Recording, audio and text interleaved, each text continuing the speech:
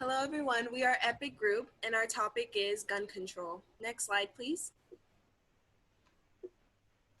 According to a British Broadcasting Corporation news in 2019, about 40% of Americans say they own a gun or live in a household with one. According to a 2017 survey, and the rate of murder or manslaughter by firearm is the highest in the developed world. There were almost 11,000 deaths as a result of murder or manslaughter involving a firearm in 2017.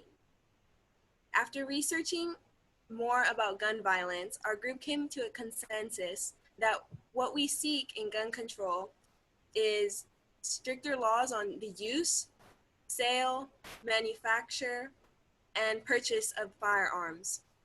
So today, you will be listening to us argue in favor of gun control and inform you on the many different sides of gun violence. We have Mark Moran, and I'll be talking about mass shootings. Emily Garcia, and I'll argue about the major problem of school shootings. I'm Emily Connell, and I'll be talking about the Second Amendment. Hi, I'm Iselda Diaz. I'll be talking about accidents and guns. I'm Devaney Chop, and I'll be covering guns and domestic violence. I'm Taylor Merchant, and I'll be covering suicide and accidental deaths. And with that, we will start out with Mark.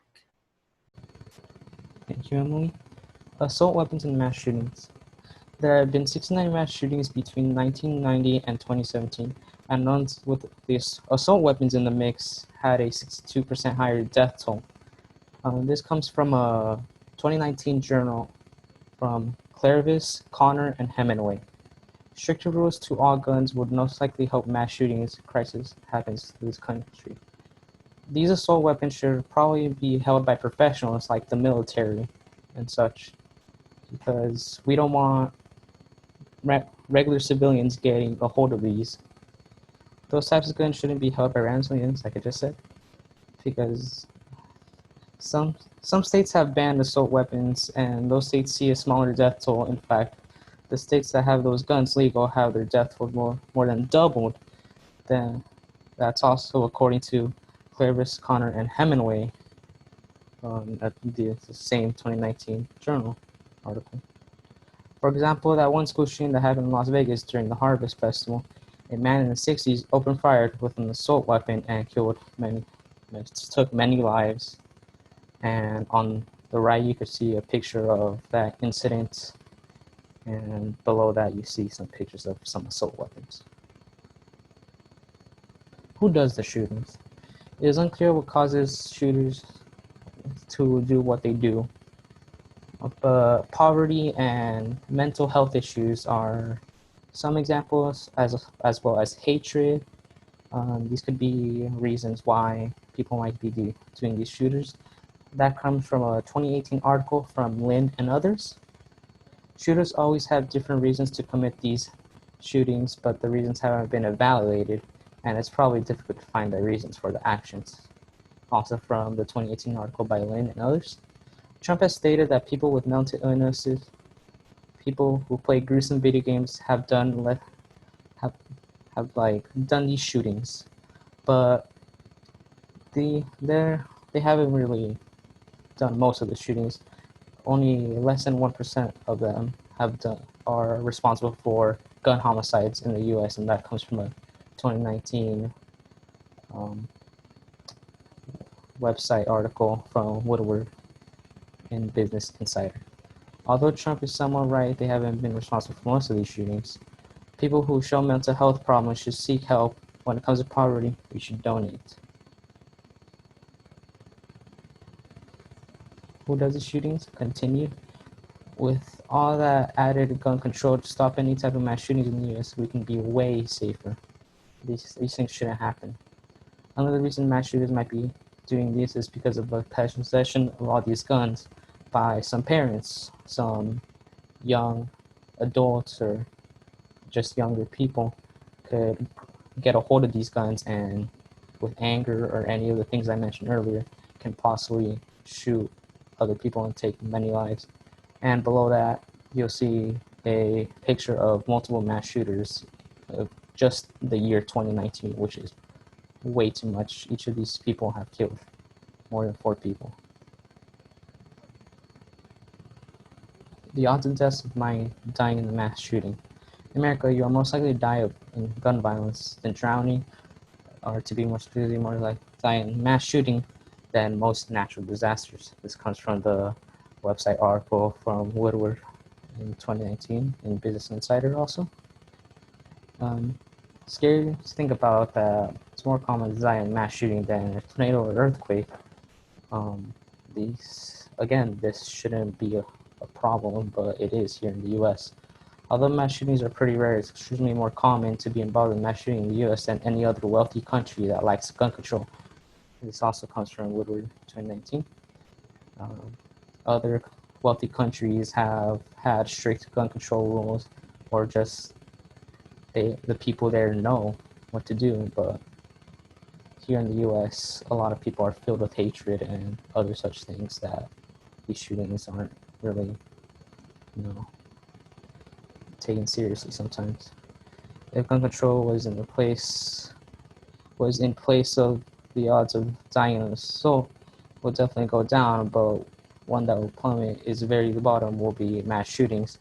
Of course, the average lifespan here in the US will go up, but other deaths might go up also. These shooters might find other ways to to cause these killing sprees. There might be a stabbing spree and such, but they will lead to less casualties. Now that I finished talking about mass shootings, I'll pass it down to Emily G, who will talk about something that affects us, the youth, school shootings. Thank you, Mark. School shootings are a nightmare. As Walker in 2019 stated, since 2009, at least 177 of America's schools experienced a shooting, and still counting. Those are the lives of not only adults, but children being threatened. I'm telling you now that we need stricter laws on the use and purchase of guns to stop school shootings. And in fact, I'm not the only one telling you this. According to Lewis in 2018, additionally, recent media polls reveal that about half of Americans support enactment of stricter gun control laws. And not surprisingly, such support tends to increase as the country bears witness to the horror of these shootings via the media of an aftermath of a mass shooting. And this is especially important because of how much school shootings have become a norm for the US. In case anyone believes that school shootings are rare situations, Griggs and Walker have explained in 2019 that since Parkland, by CNN's count, there have been at least 31 incidents at K-12 schools in the United States in which someone was shot. That averages out to a shooting every 11.8 days. That's one too many school shootings, and if we don't do something to stop this now, it'll only drag onward. We need justice by showing we're doing something about this. Regulating the use of firearms would get a grip on who has their hands on a gun. Next slide, please. Another thing I'd like to cover would be the use of semi-automatic firearms, which are a popular type of gun that can automatically reload between each round. However, the problem is that they're becoming quite popular in school shootings. I'm going to start off with the federal assault weapons ban that made it illegal for private citizens to get a hold of assault weapons like semi-automatic guns or other types of guns under the ban. And ironically, Guis from 2018 stated that the number of persons killed in school shootings was relatively low and stable until 2004, when the federal assault weapons ban expired. After 2004, the number of persons killed in school shootings increased dramatically and became much more volatile. To clear things up, the federal assault ban made it illegal for private citizens to get a hold on assault weapons like semi-automatic guns or other guns under the ban. Stricter gun laws like this one already have proven to be effective. The availability of guns such as semi-automatic ones allow for the use of excessive force. They have no role in society, much less a school, and should be left in the hands of law enforcement. As Associated Press in 2018 reported, the average number of people wounded in semi-automatic attacks totaled nearly 6 versus about 3 in attacks with non-automatic weapons. We need stronger and more invasive background checks when purchasing a gun. Next slide, please. This leads me to how schools are an easy target for those who have a gun and bad intentions. According to Keneally in 2019, while there are hundreds of shootings that have taken place at schools across the US in the past 20 years, leaving broken homes and broken childhoods in their wake, there have been 11 in which have been classified as mass shootings. It's time to wake up. School shootings have sadly become a trend. Society should not look away from school shootings because of how frequently they pop up on the news now. It's time to enact gun control, and that's not only about taking away guns. It's time to regulate the purchase, use, and manufacture of guns. It's to protect the people who go to school, who go to learn, not to worry about their lives. Now, with more on the topic of gun control and in schools and the Second Amendment, Emily C. will now take on the next slides. Thank you, Emily. So the Second Amendment, what is it? According to an article made in 1993 by Vernick and Trent, the Second Amendment in the U.S. Constitution is a well-regulated militia, being necessary to the security of a free state. The right of the people to keep and bear arms shall not be infringed. So in other words, this amendment gives people the right to have a gun in their possession for self-defense purposes. But in reality, so many other things can go wrong because of this. So teachers with guns. This topic ties in with Emily's subtopic because it also involves school. So this was a law that enforces teachers to be in possession of a gun to help protect themselves and their students. This law wanted to be passed by many states, however, not a lot of them passed it.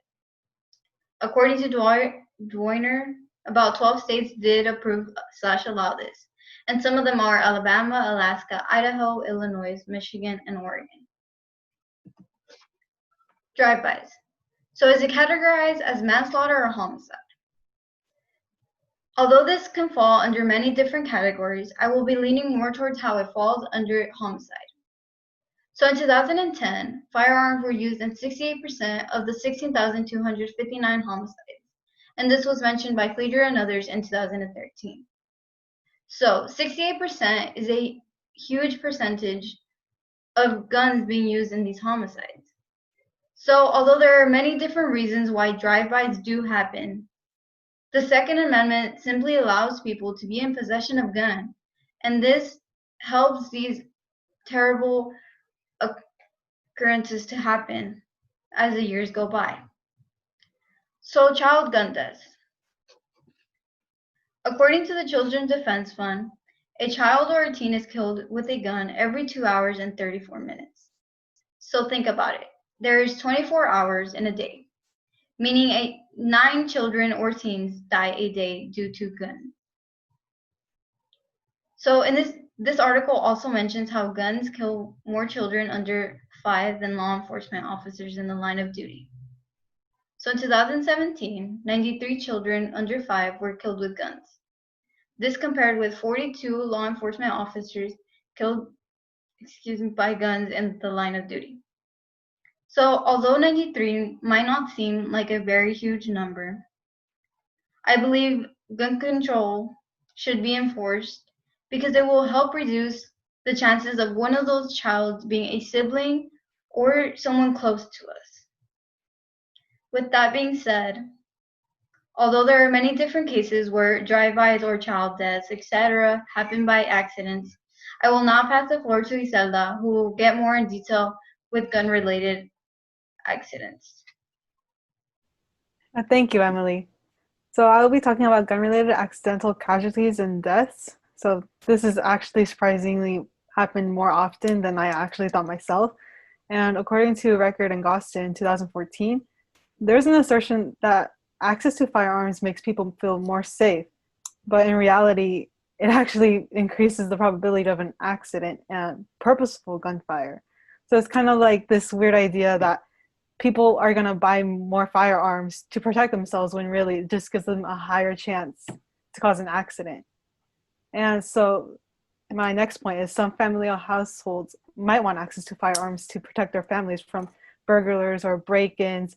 And I guess there's all of like this hysteria that has formed around this fear, and they feel the need to have access to firearms, which is, I don't know, I kind of understand, but it has a very high chance for purposeful gunfire and accidents. So as well as posing an issue in familial households, there have been many issues regarding our police and the use of firearms. So like their intentions and I guess the accidents that happen because of it. So as stated by Crime and Justice 2019, there were 1,422 unintentional discharges. So this could have caused accidents like hitting civilians that are mischarged or just hitting even one of their own. So it's kind of crazy. Next slide, please.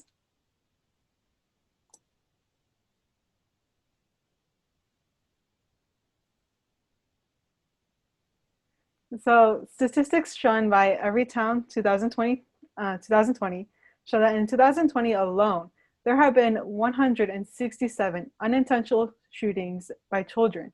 Children, that's only children. That's really crazy because that's actually a big number for just children alone. And because of that, there have been 63 deaths and 110 injuries. And that's a lot just in the hands of children. So the problem with this is that children might not know the difference between real guns and toy guns since they're still at a young age. And so they're at such a higher risk. And according to Khan and others, 2013, gunshot wounds are the second leading cause of death.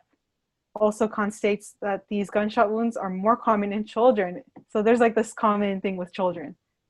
And the head and neck is most commonly affected with a percentage of 34, which leaves a whole like around 60% like for the torso, which is also the heart. And children are pretty small, so that's gonna have a higher chance of hitting them in a more problematic area. Next slide, please. And for my last slide, according to Karb, Subramanian, and Legler, 2016, communities that are higher in poverty already have a higher mortality rate that is related to the use of firearms. So it's kind of like this already built idea behind it that there's going to be more accidents because of firearms in higher poverty areas. Also, on a surprising note, according to Khan and others in 2013, accidental gunshot wounds occurred at party-like environments as well. So it's kind of this idea that not only in places that are higher in poverty will have accidents and more use of firearms, but I guess communities that are probably higher economically. And overall, no matter what type of community one is located in, there is always a high danger of gun-related accidents as long as a gun is present. So this could be like for hunting purposes or just like for safety purposes. And this is just all in the household that kind of creates this tension and this fear of accidents. And I think this is really important to identify because children will have access to this if firearms are present in their household. So guys, guess going deeper into household, family, and kind of that relation and ideas, Devaney will now be talking about guns in abusive relationships. Okay. Thank you, Iselda.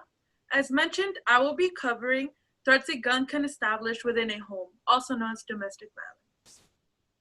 First of all, it should be known that the amount of adults and children being affected by these circumstances is extremely high.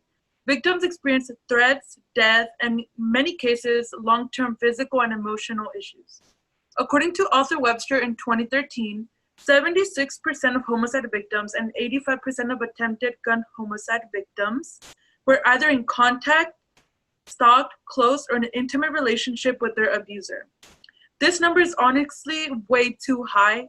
This means that more than half of the victims were targeted by someone they did not expect initially. It can be concluded that guns are a threat when in anger and conflict with another individual. Webster had also mentioned that women living in a household with a gun were 3 times more likely to become homicide victims or experience domestic abuse compared to those living in a household without one. In 2019, Carl Io and Chan covered the statistics regarding the relationship of a gun owner. For example, it was discovered that half of all the female victims were indeed killed or abused by their partner. They would be threatened with a firearm in order to stay in the relationship. Now moving on to the next affected individuals, children. According to author Finley in 2020, children situated in a household where domestic violence or homicide took place tend to suffer even more. These children are either killed within the same time range or the traumatic of the event, or suffer from emotional problems such as anxiety, depression, or other mental downfalls. Along with that, they also have a change in behavior, social skills, educational sight, and attitude. So now I do have a thinking point. These kids are the future. They are future doctors, lawyers, teachers, etc. But with a lack of gun control, it is difficult to keep these kids physically and mentally safe. By having constant gun control, it can definitely benefit our future society as a whole. We may feel confident in our future and goals. However, what option do these kids have when even the system is against them at times? Next slide, please.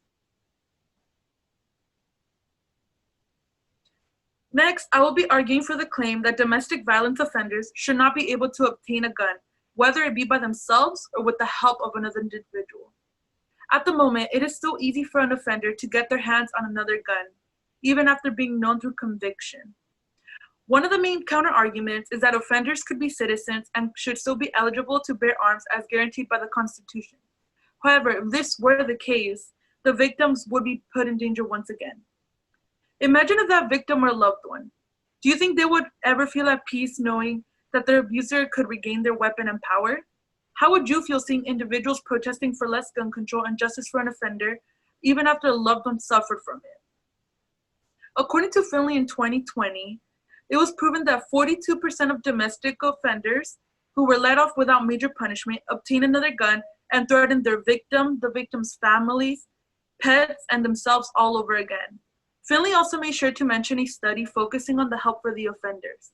For example, a study in 2009 declared that if the offender was unable to get a gun themselves, they somehow found a way to team up with a school or mass shooter.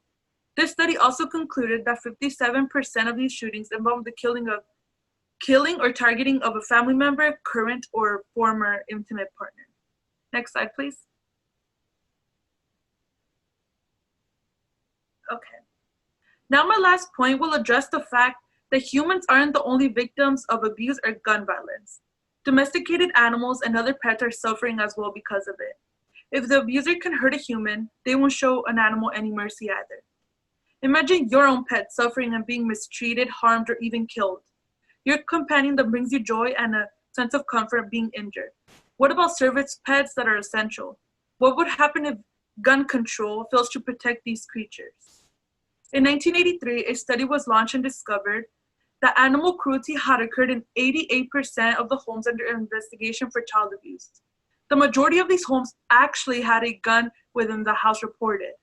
In 2013, some analysis demonstrated the mental capacity of a shooter. In this case, it was concluded that 43% of all school shooters had no mercy and were extremely violent and abusive towards their own family and pets. Then once again in 2017, it was reported that out of all the women who had an animal companion during an abusive relationship, 88% admit to staying in the relationship due to the fact that their abuser used a gun to threaten, harm, or even kill their pets.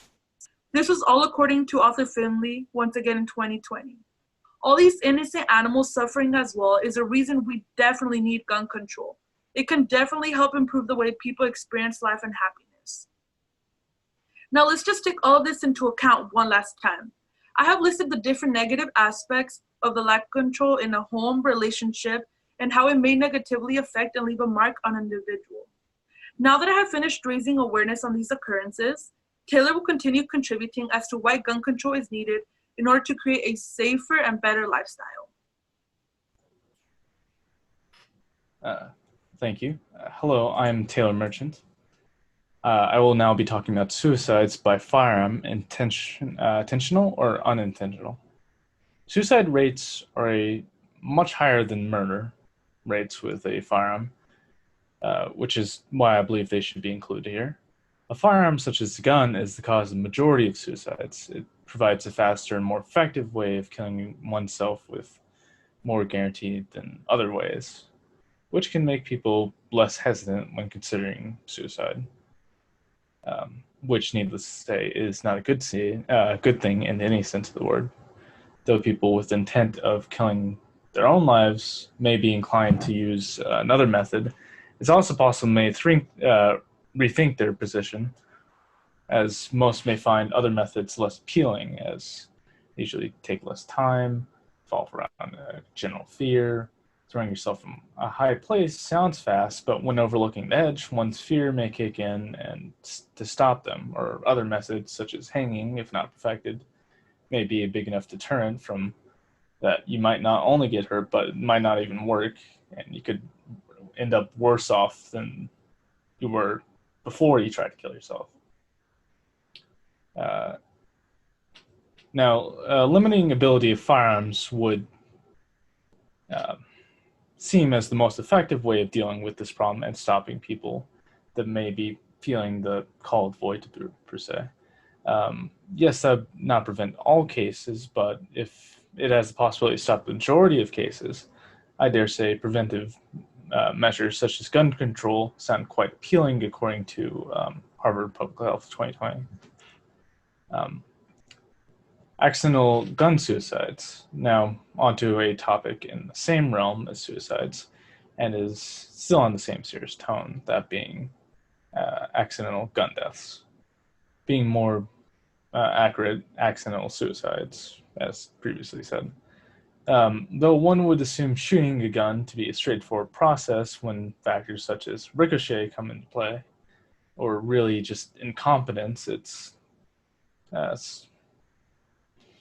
not so much so. Though there's usually gun training involved in purchase of firearm, unknown factors or unaccounted for ones can result in a shot bouncing off of something and shooting in a vial organ, making it much riskier to use, according to Lester 2001. Now, as previously discussed, instances of suicide and gross incompetence or random chance can be avoided by stricter gun control laws to better limit who can have a gun on top of how many one could have or the type, which would be quite beneficial in the long run, as reduced rates of death is what I personally think is